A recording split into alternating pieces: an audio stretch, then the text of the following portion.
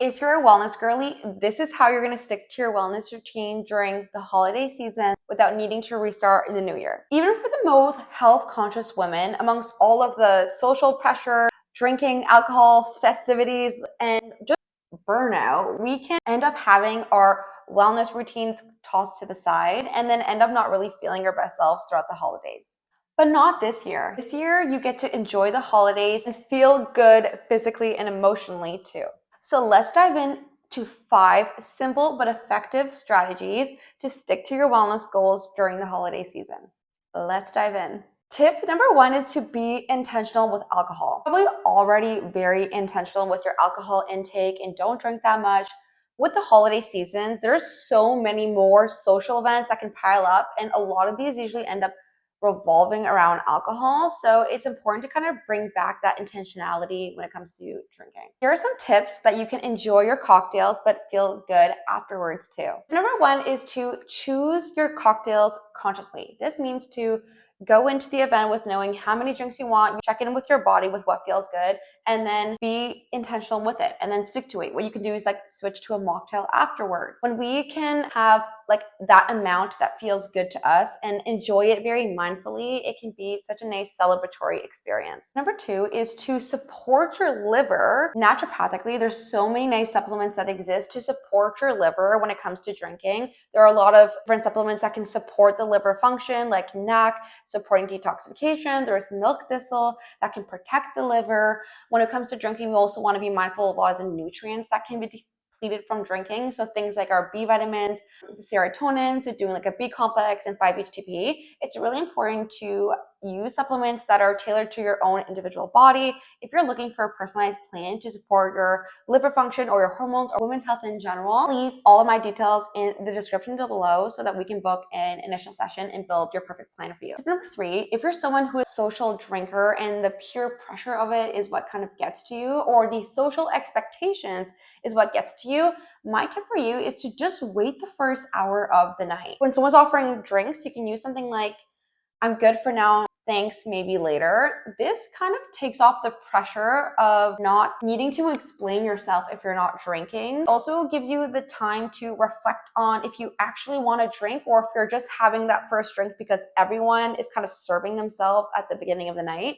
Most of the time, if you can pass that first hour, you probably won't want it anymore. We can be way more intentional with our alcohol. It can be something that can be very fun and empowering instead of something that we kind of regret the next day. Second strategy is to navigate desserts without the roller coaster of our blood sugar levels. The holidays are all about enjoying desserts, and desserts can be so like nostalgic and remind us of our childhood with all the yummy treats. But here's some tips that you can enjoy these foods, but also prioritize your energy levels and also support your gut health while doing so. First thing to support your blood sugar levels with desserts is to have a balanced plate with lots of protein and healthy fats.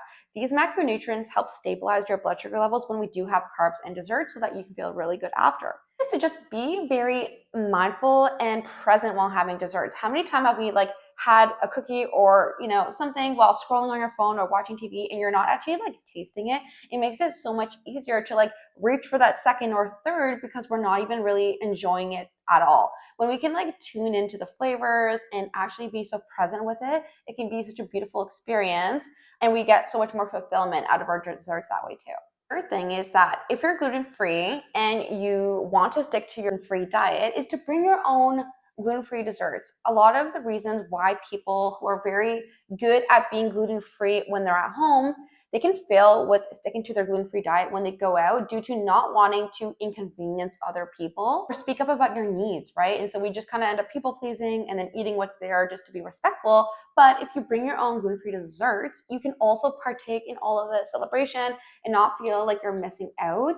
So many amazing like gluten-free recipes online now. If you're a baker, you can kind of bake your own and bring them over. And if you're not a baker, like there's so many options available like commercially and at bakeries and stuff like that you can experiment with as well. When we can encompass all of these, we can eat desserts in a way that makes us feel good and nourishes our body as well. Number 3 is to be flexible with your routines. When the holidays kind of roll around and we are taking time off, it's very easy to like be in that vacation mode and to like let go of all of our structure. But if you're probably like me, you're someone who thrives with a little bit of structure. So something you can do during the holidays is to take your routines and adapt it to a way that's going to feel good. The first thing you could do is like focus on the habits that are going to give you the highest return on investment. So for example, for me, my morning walk is basically like a non-negotiable. I can omit a lot of my other little wellness practices and still feel okay. But if I don't get some kind of movement and getting outside, like I'm going to be cranky. So figure out like what that is for you that you can do on those holiday days so that you can still feel calm and grounded throughout the day. Add to that, you can also just modify the way that you would do something. So for example, if you do like a 1 hour morning walk, maybe you just do like a short walk in the morning instead. Consistency is like so much more powerful than doing something quantitatively. Routines are our foundations for our day. So when we can adapt our routines in a way that feels really good, also allows some flexibility, it can bring so much more joy into our days. Strategy number 4 is learning how to handle negative comments about your health choices. Probably one of the hardest things about being a health conscious woman is dealing with the negative comments and projections from other people. Our nervous system is literally wired to be a part of the pack. Like it can feel very dangerous and destabilizing to receive negative comments about the choices that we do that can feel different, especially if you're one of the few people in your friends or your family group who are very like health aware. It can feel very isolating to be different. Here's a couple of tips to better handle these things. Number 1 is to remember it is never about you and it's always a reflection of them. We can open our minds to realize that what people say to us often is just mirroring what's inside of them. It can just open up our heart and have a lot more empathy towards our people. Second thing is that you do not need to defend or explain or justify any of your choices. Not justifying your choice can be one of the most powerful things. Someone asks you a question about like, why aren't you drinking? You don't need to go into this whole story about why it's important to you to make them feel like you deserve to make that choice. You can just simply say, I don't feel like it right now, thank you. Done. Being straight and to the point and not justifying your decisions is such a strong way to take your power back. We can get really comfortable at handling these type of negative comments. It can build so much more confidence in ourselves despite any type of outside noise. Strategy number 5 is to protect your energy. This is probably one of the most important things that we need to focus on during the holidays. Even the most extroverted girl can feel very depleted with all of the social events and spending time with others and dealing with a lot of different types of people that maybe you wouldn't see on a regular basis. So protecting our energy is so key so that we can do like everything else, so that we don't end up numbing ourselves with alcohol or food or self-abandoning our choices and stuff like that. When we're energized, we're better able to cope and support ourselves better. How to protect your energy. The first thing you're going to do is say no to the events that you truly don't want to go to. There's going to be so many events coming up. It's important to go to the ones that are going to energize you, and everything else can go to the side. Second thing is schedule mini pockets of time alone and literally schedule it in like a meeting. When we don't schedule it in, it's so easy to float about the day and wonder when you're going to get some time alone. So if you can schedule Christmas Eve, 15 minutes at 3 p.m., I'm going to go read a book or listen to a podcast or go for a walk. When that time rolls around, you're going to be more likely to do so and get that time alone. The third thing is to protect your energetic boundary. Visualize a protective bubble around you before going into any events where you're going to be around a lot of people. And when you receive any comments or any energy that doesn't really feel good, just visualize it like bouncing right off.